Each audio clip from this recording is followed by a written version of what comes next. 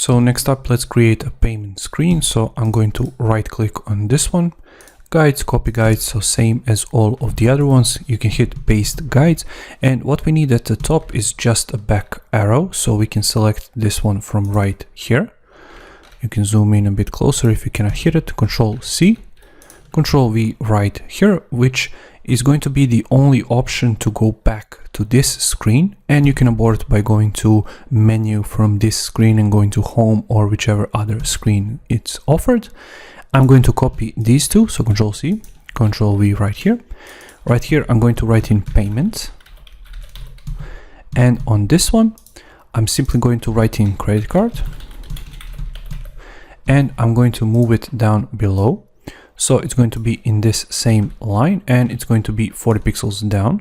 So 1, 2, 3, 4.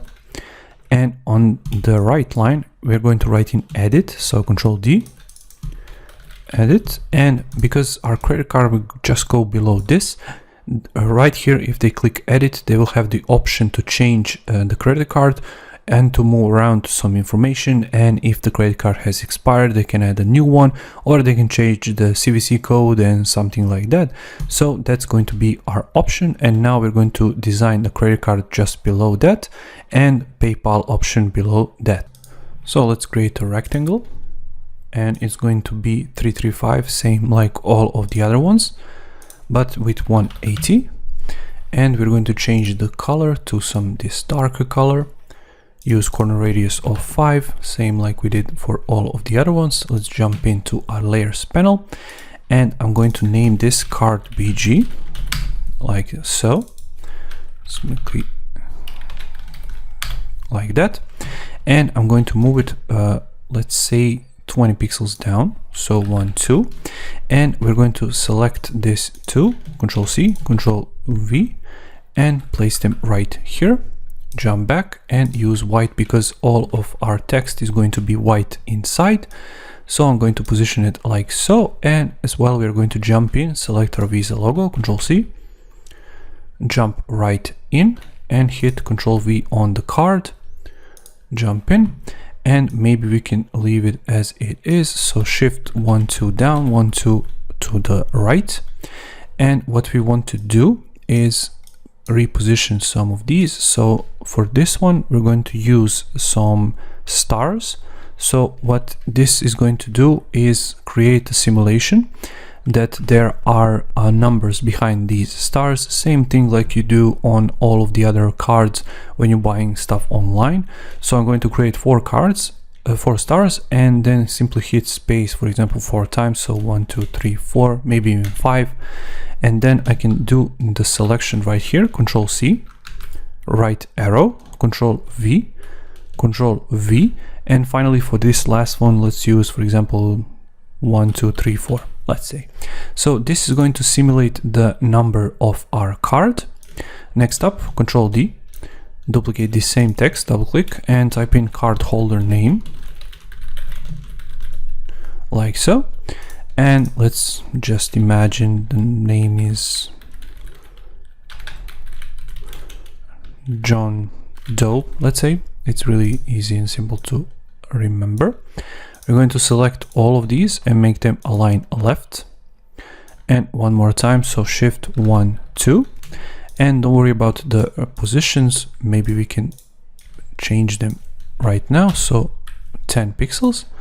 And 20 pixels from the bottom, so 1, 2, and you can position this, for example, right here, so you can see something around here is going to be in the middle. You can be precise if you want, but let's not bog down with details. So select these two, Control D, and I'm going to place them right here. So this is going to write in expiry date, and below that we are going to write in date. So let's say 2nd month of 2025, let's say something like that. Make some spacing, make it nice and clear. 20 pixels from the right, and that's it. We have created our Visa credit card.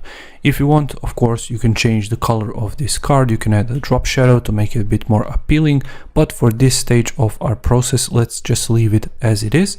I'm really happy how this turned out, and now let's quickly organize some of these details. So these will go just below the name. So cardholder name would go up, expiry date like so, card BG, and Control G. This is going to be our credit card, like so. Next up, we have to create the same thing but for the PayPal. So let's choose these two, Control D, and position them just right here. So 1, 2, 20 pixels.